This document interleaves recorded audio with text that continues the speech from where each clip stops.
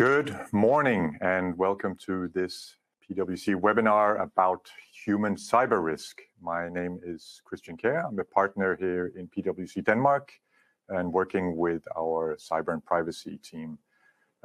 Today I have the pleasure of being joined by Ari Jonsson, who's a CEO at Awergo, Icelandic company who's working with innovative solutions on how to actually address this threat and this risk coming from our colleagues, really.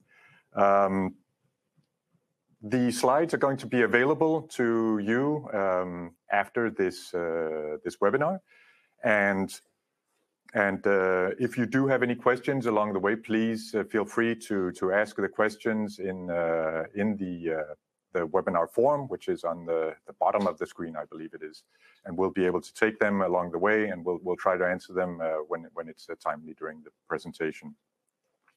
But as I mentioned, Ari, what we're really going to be doing today is talking about our colleagues, because whether you're working in a very compliance-driven company like PwC or in a creative organization like yours, there's no real doubt that the largest risk is not necessarily the technology, it's not necessarily not having strong processes in the organization, but it's very much a question of the human beings in the organization. And that's not because they're malicious at all, it's not because they want to hurt your organization, but during a busy working day, we all have deadlines, we're busy, we are bombarded by emails, by instant messages, we're participating in Teams calls, phone calls, etc.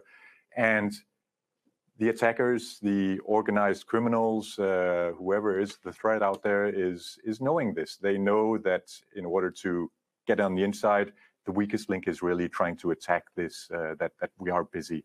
And they're very, very clever. They're sending out emails and doing all kinds of other good stuff, which I know that you're going to get into, to try to penetrate this protective barrier. So what we really want to talk about today is how do we get from this weakest link, the human being, the colleague of ours, and make them into more strong security advocates and build a security culture in the organization.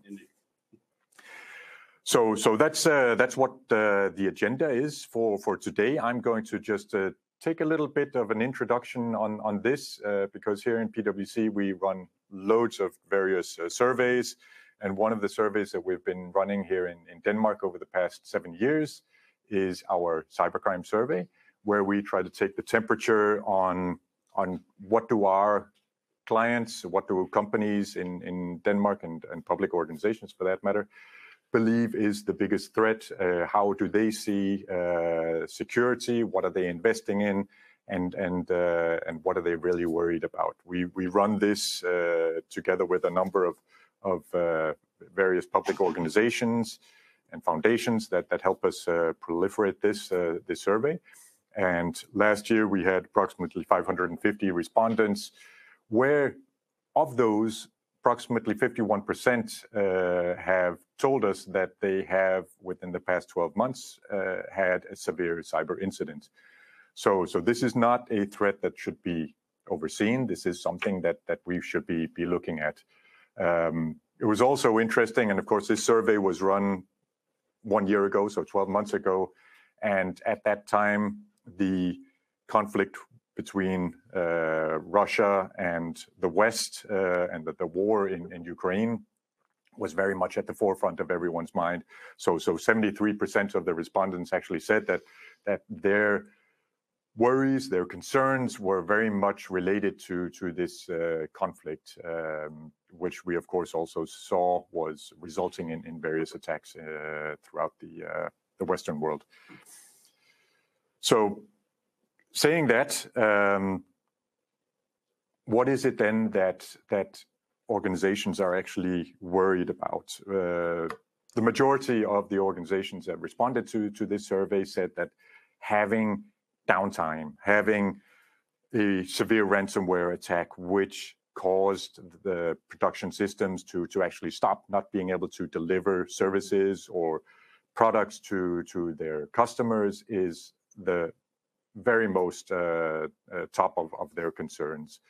And that is, of course, not without reason. We've seen a lot of ransomware attacks, both here in Denmark and the Nordics, but also on a global scale, which have had severe impact on organizations. Very real impact, costing a lot of money, costing customers, costing reputation as well.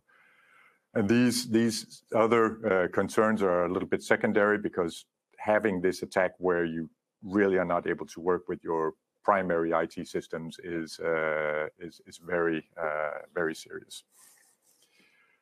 And getting back to today's subject, what we know and see on this survey result is that it is really the phishing attacks, the exploitation of the human factor, which is the preferred attack method coming into organizations.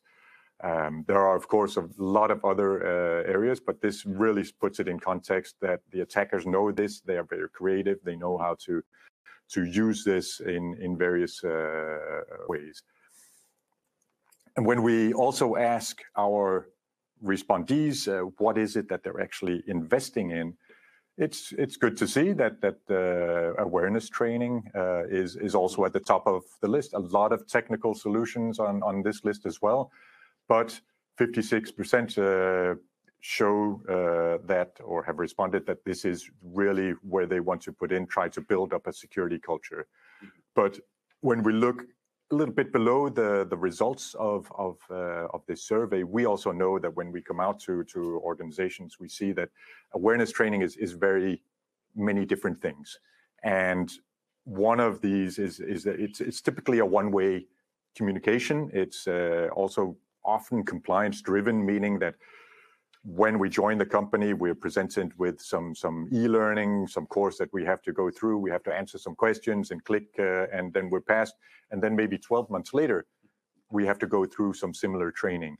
And that's good for compliance reasons, but it doesn't necessarily build a security culture in the organization. And it doesn't necessarily lift the user's real awareness of what is the threat, what should we be doing, keep this at the forefront of the mind. And going back to what I was saying just a few moments ago, when working in an everyday situation, we tend to forget about this, like all kinds of other things.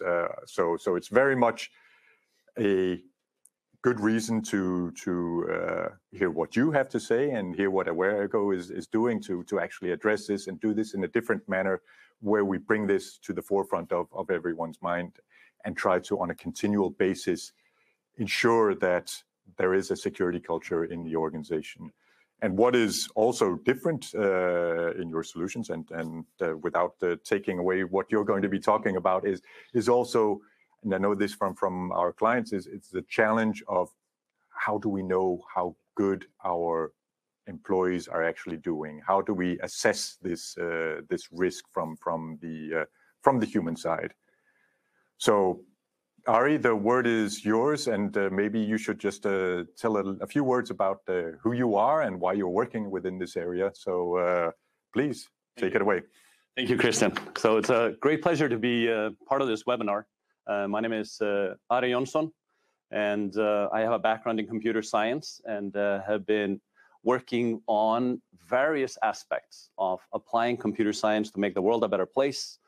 And lately, I've been focusing very much on my work at AwareErgo on making our infrastructure, our computational infrastructure that we use for everything in our lives, for our banking, for our entertainment, for our family, for everything, to make that secure. And this is not a new problem. I mean, we've been working with computers, distributed systems, access for decades. And we've developed wonderful technology solutions. We've developed firewalls, we've developed virus detection, we've developed all kinds of intrusion detection and defenses, and they are great. And they actually stop about 98% of the attacks that the bad actors instigate on our companies, on our personal assets and our lives. The interesting thing is, and the bad thing, and that's really what we want to focus on here, is that the remaining 2% still cause uncalculable damage. Just the direct damages are measured in trillions of dollars, and that's not counting reputational damage, indirect damage, and just the impact on the company when something bad happens like that to the people who work there and who are giving their lives to really better the company and provide services that they can no longer provide, as Christian mentioned. And the reason that we still have these 2% is primarily us the people, myself, colleagues, and everybody else who's working in these companies. And as Christian said, not because we're malicious or we want to live dangerously, but because we are human. And that's what the bad actors are taking advantage of. And so 85%, probably more, of the successful attacks that we see today are because of social engineering, because a human, an employee, let somebody in. So we talked about phishing. That's the most common one. And here's an example of a phishing email I want to show you. First, I want to show you, these are emails from my own email inbox. This is an email that I got from Spotify when I messed up paying my monthly fee. It's a valid email and just tells me that I should pay. At around a similar time, I got a phishing email, and this is an obvious phishing email. I apologize, it's in Icelandic. It's not in very good Icelandic. And furthermore, it's so bad that it says at the top, we couldn't bill you. And then the button that I'm supposed to push actually says, click here to receive your package. So they badly translated this from a postal scam over to a Spotify scam. But I also got this. This is almost indistinguishable. And if I were not in the know and knowing how to check addresses and verify and check whether this is a true email or phishing email, I could easily be fooled. But there's a lot more than phishing. And the bad actors who are trying to get into our lives, our computers, and our companies, they're always coming up with new ways of attacking us. There's all kinds of variations on phishing through SMSs, even through Messenger, and a variety of other social network utilities. There are CEO scams where you get into some kind of a discussion, pretend to be the CEO. There are websites that are fake websites. There's spyware, ransomware, USB drops. Even though we think that USB keys may be out of date, they're still a favorite way of bad actors to get malware onto computers. For those of us who work from home, traveling in coffee shops, there's fake Wi-Fi, there's Wi-Fi sniffing, there's all kinds of things. So there's so many things that we have to keep in mind in our daily life to make sure that we and our company is secure. So the traditional measures, as Christian mentioned, is, and there are even companies where you get a lecture when you join the company, and that's it. And many also fall into the compliance trap of doing once a year, twice a year, having lectures, preferably 45 minutes, detailed lectures on all kinds of things. It doesn't really resonate. It focuses on knowledge, not how people then end up behaving. And it's not very considerate of employees' time and doesn't fit into the modern workplace, really. Yeah, those are the lectures. Phishing tests are the other traditional elements. And that's where the company sends test emails to the employees, tries to fool them into clicking, and then scolds them if they actually fall for it, click on it. It's not very good for a company to be fooling its emails. I always pass these tests because I don't read all my emails. I read about 20% of the emails that I get in my inbox. That's it. And the results are therefore not very accurate. So phishing tests and the traditional lectures really aren't giving us what we need to make our employees cyber secure. So we want to think about this from the ground up. What do we really need to do to make our employees cyber secure? And the first thing we need to think about is we need to know something. It's very hard to start reacting and doing something to improve if we don't know where we stand. So the first thing we need is to be able to measure across all of the different threat vectors, be able to do it without annoying or shaming the employees. And then we can take steps to improve our security through software solutions, through awareness training, through a variety of other solutions that we can use to improve the cybersecurity of our company. So first on the mitigation side, and this is actually where we at Awareness started, is in the awareness training. And so we really found through measurements that the annual or semi-annual lectures didn't work. So we worked to find something new. So what we developed is an approach with very short videos. You get, typically employees get them once a week or every other week. They're very short, engaging, live action. And using behavioral sciences, we make sure that people pay attention and get the message. And so I wanted to show you one video. There's an example of this. It's a short clip that tells you, well, let it just speak for itself.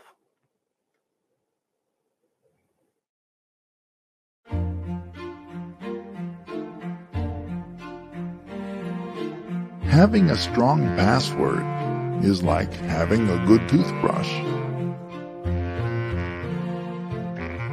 No matter how good it is, you know it won't last forever. Eventually, you'll need to change it out for a new and better one.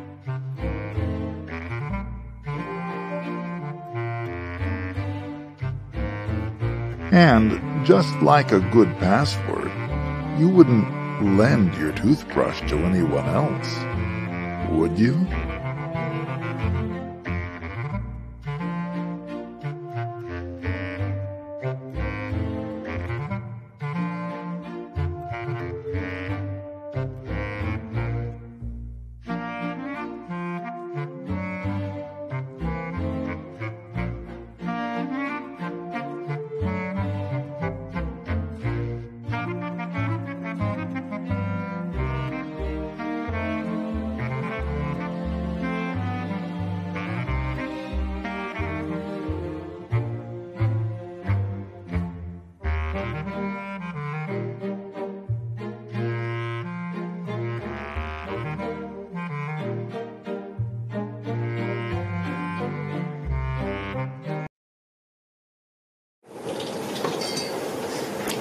Very good, very cool. But Ari, how does this work? What kind of response are you actually getting on this?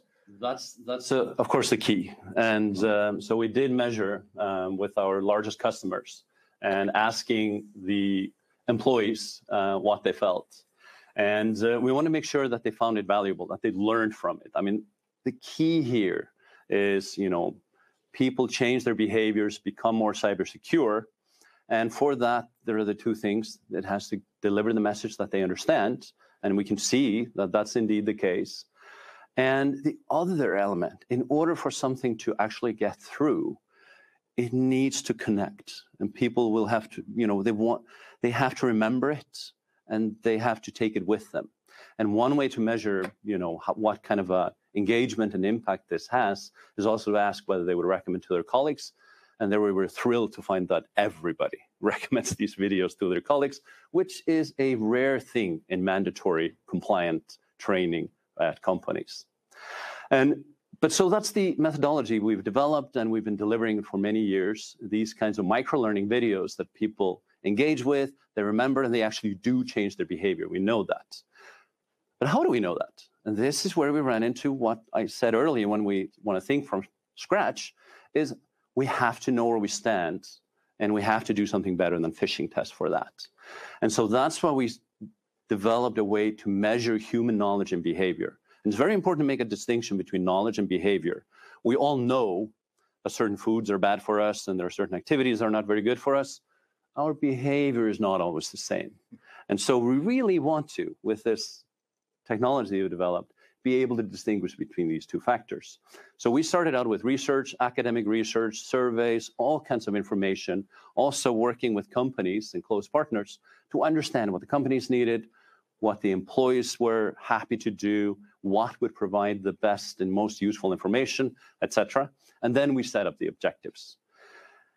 And they included, there has to be a personalized approach. When people are going through these scenarios, they have to feel connected. The results have to be meaningful. They have to be data that can be used by managers to make decisions about cybersecurity. It needs to be comprehensive, but at the same time, you can't take a whole lot of time away from the employees. The employees' time is very valuable for themselves and the company, and continuing to keep the no blame, no shame approach so that employees feel positively engaged with cybersecurity. And so the result of that was the human risk assessment software that we offer. And it's an interactive, it's a very friendly assessment towards the employees. It covers a lot of different threat areas. We're constantly adding more as new dangers arise, has different approaches. And what it does, and this helps us distinguish between knowledge and behavior, it actually looks at what the users do, not just at what actions they took and how they answered the questions about what they would do in a different case. And then the feedback and the results are in terms of individual results, guidance for how people can improve, and then dashboards, so managers and higher level security officers can then make decisions about how to improve the company's cybersecurity. So we cover a lot of different threat areas. Here are some examples: sensitive data, password handling, phishing, physical security, Wi-Fi, remote working, devices, etc., etc. And then we have a lot of different approaches. So it's not just having a question on a subject or a behavior, but we actually ask different questions. And for those of you who are noticing here that we're asking somebody to type in their password, yes, indeed, this is a trick question. And so now you have a leg up when you do this assessment for the first time. You shouldn't put in your password, and the user will be notified about that. We throw away the password. This is just one of many ways that we use. Another way to check how well users or employees understand passwords is to ask them to interactively reorder passwords in the order of securest to the least secure. And so all kinds of different ways to approach things and really get deep information about what people know and how they behave. And as we mentioned, we track the user interactions. So if we are asking a scenario with phishing email, we see whether they check the from address, whether they check the links, whether they click the links, which they shouldn't do. We check whether they examine the data in case of social media posting and sensitive data, whether they checked whether there might be sensitive information there, and so forth. And again, everything designed to understand what they know, but also how they behave. And then we get the results. And both the individuals get their results. You know, they find out how they stand overall and on the different threat areas. And furthermore, they get guidance so they can go through anything where they could have done better. And they get guidance and feedback on how they should do better next time around and how they should behave in real life. Overall, the organization also gets guidance on improvements. You can dive down, you can find down to departments or individuals where there is need for training in specific areas, where people are strong, and so there's no further training needed, et cetera, et cetera. And to us, that really is the key for the manager, for those responsible, that they have data, that they have knowledge, that they can use to then make decisions, both about cybersecurity training, but also about what solutions to adopt and how to address the issues that have been identified as being weaknesses for the company. And one example that we have a kind collaborating customer with about 2,000 employees who have allowed us to use their data anonymized, completely anonymized. And this is an example of a real survey, and it really shows how the data can tell you where the weaknesses are. And so if we look at this, we can see threat areas on the rows, departments or groups of employees on the columns. And you immediately see that if you look at the company as a whole, USB devices are a major weakness. And so if I wanted to attack this company and get into their computers, I would leave a USB key somewhere in the reception with malware on it, and I'd be in. Password handling is also not very strong. And so there are some measures that should be taken to strengthen that, give people better understanding of how to behave with their passwords. And then when we look at the groups of employees, we can see that the remote workers actually stand out, and they would need to get more in-depth training and be brought to the same, at least the same security level that we see among other employees. So that's the solution that we have developed, and these two things work together. And so if you're starting out, it makes a whole lot of sense to start out by assessing the employees on the key threat areas to see where things stand, where the weakness is, what really needs to be addressed. But just as importantly, what does not need to be addressed? Nobody wants to be trained or told something that they already know and are very good at. So by using these together, you can use the assessment to determine the training needs down to individuals and groups. You can then set up training programs, preferably number of short videos, kind of a nudge approach, just a short reminder of how people should behave in different situations, and then circle back, assess again. It doesn't have to be a whole assessment, small assessment, see whether the weaknesses have been shored up. And now you have a risk management program that you can run long-term in the company to make sure you know where you stand in terms of the human cybersecurity, and you have a way to address it. And so that's what you have. Fantastic, Ari. So what you're saying, this is the human risk assessment is really a gap assessment towards finding out how are our users behaving, not just their knowledge, but are they behaving correctly? And from that, you're able to tailor your awareness and training programs, both through the online awareness, but also other activities, really target in on the themes that are most relevant, the departments or even individuals that are, the weakest link, to go back to that terminology. Yes, exactly. And it's so important to be able to focus your efforts where they are needed, both in terms of the threat areas, the subject that is most pressing to address, but also to focus on the individuals and the groups that really need it. And by doing that, you both strengthen the company, but you also avoid training people in what they already know. Yeah. And so if you don't know, if the entire company is just really good at dealing with phishing emails, why spend, half an hour out of everybody's life lecturing them on that? Yeah. Spend that time more productively. Precisely, where it really can make a difference. That's really great. And how often this human risk assessment? How often do you recommend that organizations run these, and also the time usage?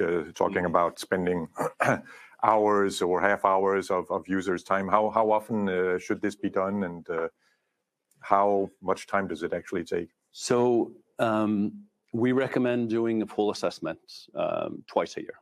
Yeah. Relatively full assessment. You don't have to do everything, but sort of measure where you stand about twice a year, and then readjust all of your training plans and other solutions that you're engaging with in terms of increasing your cybersecurity. But the human risk assessment is also a learning tool, because we're also giving feedback to the employees. So especially if there are areas where there are serious weaknesses, do the assessment in that area more often. And my experience is that fairly full assessment takes about maybe 10 minutes to complete. Yeah. And it's very natural. You just go, this is just like you were working on your computer, and you do what you do, or you say what you would do, etc. And it goes over very quickly.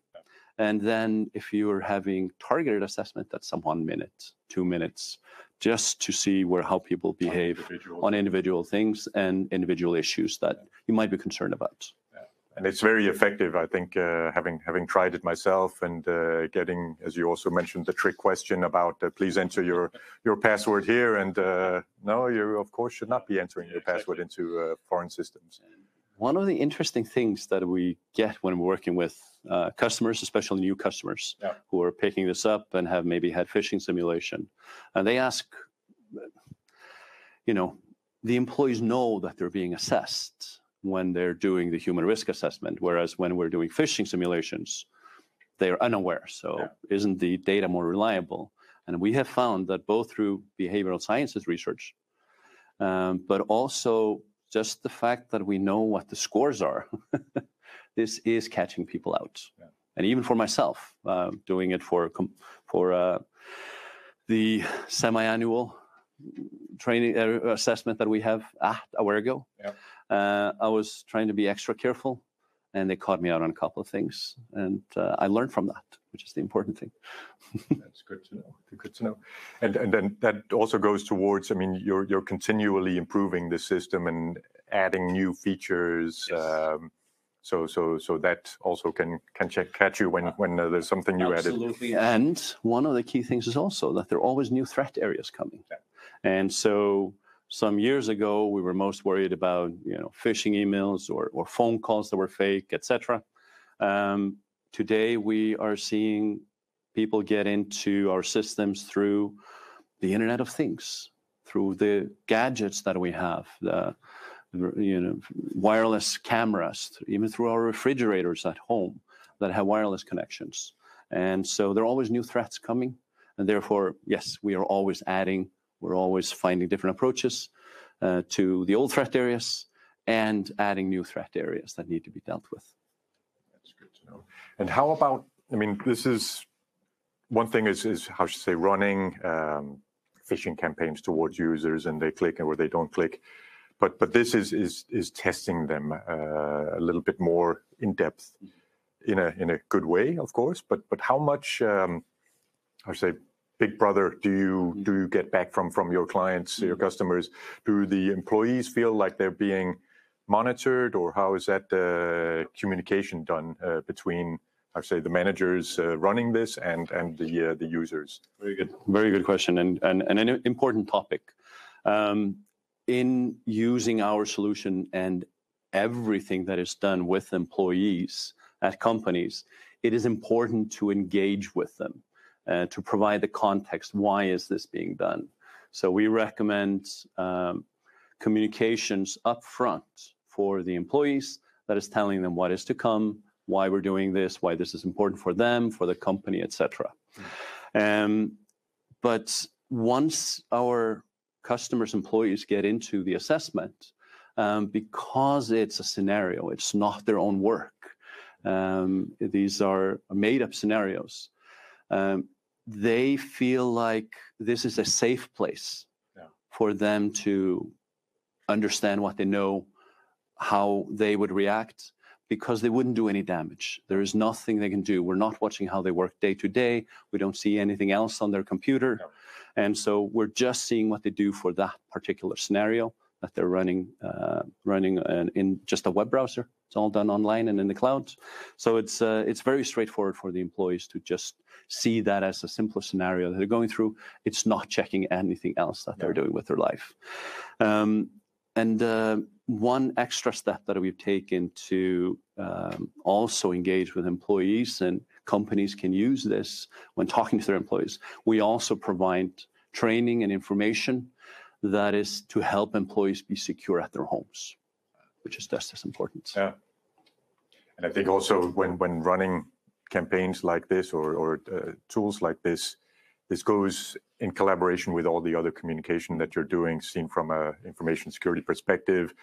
How do you actually communicate your security strategy to your organization in the ways of telling that this is for the company's good, that we all need to be part of this. We all need to take our part of protecting our data, our information, and our future really in the organization. Absolutely. It's interesting that you mentioned this with helping employees on their private front, because we're getting a couple of questions here, and this I think is more of a comment. One of the attendees is writing, "I came closest to a smishing attack when a family member's phone was attacked and asked for a password. The person who hacked it used some parts of previous conversations It was by luck I replied with follow-up questions that the person failed to answer correct. So be aware of someone being hacked that you normally trust very much, showing that they're very clever out there, the attackers. That's a very good comment, and I think very many of us have similar experiences of close calls, and a close call really is a close call. We are not very far away from a disaster when we see that, and that's what we want to do in our collaboration and providing these services to customers and individuals, is to help them make sure that everything that they do is a close call, not an actual successful hack. We're getting another question here. Do you see any culture trends in your survey data, for example, on a national, regional behavior trends? So are there differences between the Nordic countries, perhaps, or are there differences between the Nordics and the rest of Europe, or globally, differences within the different departments of an organization or sectors, for that matter? Excellent question. In our primary markets, which are the Nordics and Europe and North America, the kinds of attacks that we're seeing tend to be similar. And that is just in part to the shared culture and shared companies, shared know-how. What are the references that the bad actors can use to try to get us to do something that we shouldn't do? They're similar. We do see, once we go a little further afield, that there are differences. The kinds of attacks that, for example, postal service is delivering packages, that doesn't fly everywhere. And there are different ways that the bad actors then approach kinds of phishing or smishing or getting into people's computers or phones to get in. They have to use a little bit of a different tactic, but it boils usually down to the same thought process. Find something to connect with that people know and trust, and use that to illegally gain access. But sometimes it requires to be different in different places around the world. The question about departments is something where we see a much more differentiation. So the traditional phishing attacks that are just widespread, they just send out massive amounts of email. They're typically sent to everybody. But spear phishing is getting to be a bigger and bigger issue, and also spear phishing and spear smishing. There we see very different approaches for the different departments. And they're all aiming at the same thing, to get into the company's computers and data. But there's a different approach you apply to the financial department versus the manufacturing department. And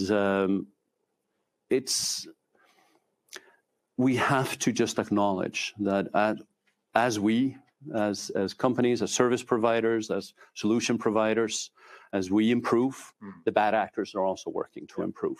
And they're working always on finding ways to touch people in the right way so that they trust them. And unfortunately, they are very clever at doing that. They are very clever, so we should have our best defenses available at any time. And what we can also see is that they of course use the trends in the out in society that are going on, right? So during Corona, we saw a lot of Corona-related phishing campaigns. During the initial stages of the war in Ukraine, we saw things that were related to that. We see during a football World Cup final, there's a lot related to that as well. So, and just because of what time of year it's, at least in this part of the hemisphere, summer is coming, and that's where a new wave of these kinds of attempts is launched, where people are going on summer vacations. And so they're using the fact that people are going, maybe traveling, but they're also using the fact that various managers, CEOs, CISOs, people are away, and that opens up an opportunity. So one of the favorite ways to scam is to pretend to be the boss or somebody important, when the person in question is actually somewhere else on vacation. and can't step in and respond. So that's a good thing to also keep in mind this time of year. Yeah, definitely. Another question that we're getting here is, you mentioned along that awareness with regards to compliance is one thing. Another is, how to say, raising the bar. But can these tools be used for compliance needs as well? Absolutely. They satisfy all of the requirements for complying with all of the standard security standards. And we provide a lot of data on attendance, on how people did the training sessions. Yeah. Each training session ends with a question or two, just to make sure people understood the message that was coming through. All of that is gathered, and all of that can be provided as data to ensure that all compliance requirements have been met. We just want to take it about 4 steps higher than that, by aiming really for understanding where the company stands in terms of risk profile and how they can best improve that and really be cyber secure and safe on the internet. Very interesting. Another question is, or comment and question, the answers aren't difference in attack vectors, but the questions seem to be aimed at difference in responses based on regions, departments. Difference in usual character traits favored in different job roles must also play a part. Mm-hmm. Yes. So different character traits, yeah. I'm reading as being, some people are risk averse and others are more risk taking. Some are creative, some are less creative. Yes, and this is it's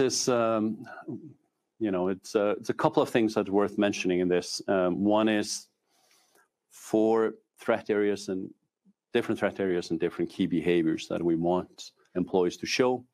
We typically have multiple assessments and multiple training videos covering that, because different approaches reach different people in different ways. There's just some things that touch me more and other things that might touch you more. Yeah. And so we want to find both ways to get the message across. But we also encourage companies, and we continue developing our solution to support that, is that different people in the company in different roles may have different targets, different objectives in terms of the cybersecurity risk level they need to reach, how resilient they are. And the requirements are different. And then, as the good question asked, as I mentioned, you want to also be aware that people are different. There are different characters. Some are very risk averse, and they will click on everything as a phishing email. They won't open anything ever, which is not good either. No. And others are, my software will take care of it. I'll click on everything. And you want to address them differently. And that's exactly what this kind of a data allows you to do.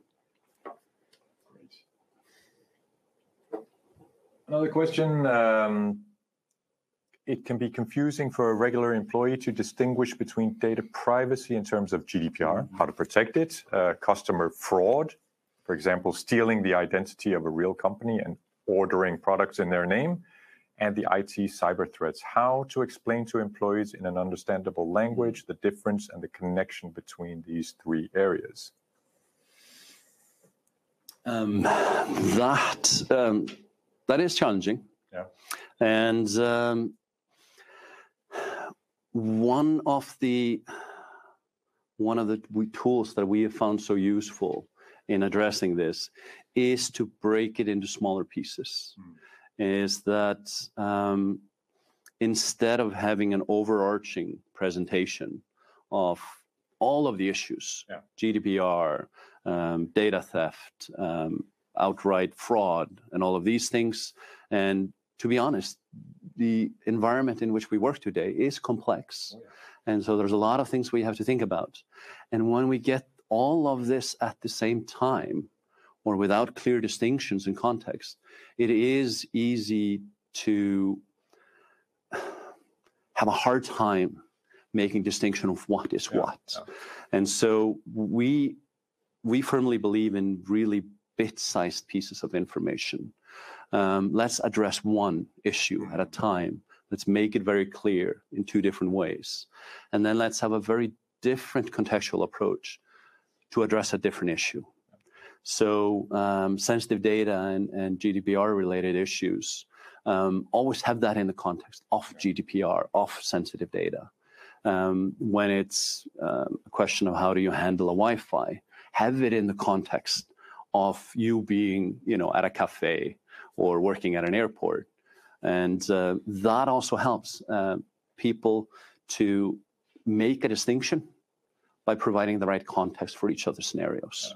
And that's just us. That's just how we are as humans. So this is really where the nano learning approach comes into its real strength, is getting these individualized focus on a specific threat or a specific theme, presenting that in a boxed manner, and then you can digest that, and then a week later or 2 weeks later, you're presented with a new issue. Exactly. Sitting through a hour-long presentation or e-learning, you tend to zone out from time to time anyway, and mix the messages together, right? You tend to zone out, and things get muddled. Yeah, great. Ari, this is super interesting. What's the future? What is Awaergo working with now to address this challenge, which is, as you say, very complex and dynamic, changing all the time? As our questions are also reflecting, it's not easy to do this in a meaningful manner. Exactly. What are you working with? So the next steps we're working on are using. So we get a lot of data in the assessments about users' knowledge and behavior, and down to the individual, down to departments, and all of that. And what we want to do is to use that to really help guide and create personalized training sessions that are down to the individual on exactly what that individual needs to be trained on, and what needs to be addressed, and what needs to be assessed again. Yeah. And in our mind, the objective that we have is, first, of course, we're going to continue developing all the different threat areas and responses. But what we really want to get to, and is the holy grail in our mind, is that every single individual who works for our customers is neither undertrained nor overtrained on any subject. They get just what they need. Yeah. And that's what we're working hard towards, and using automation and learning from data to do that. And that's a very promising next step in providing the service that we have. We look forward to seeing that. Thank you very much, Ari Jonsson from Awaergo, for your time here and for coming to Denmark and participating on this webinar. I hope that the users have gotten some insight and some inspiration on how to address this human risk factor from the cyber threat.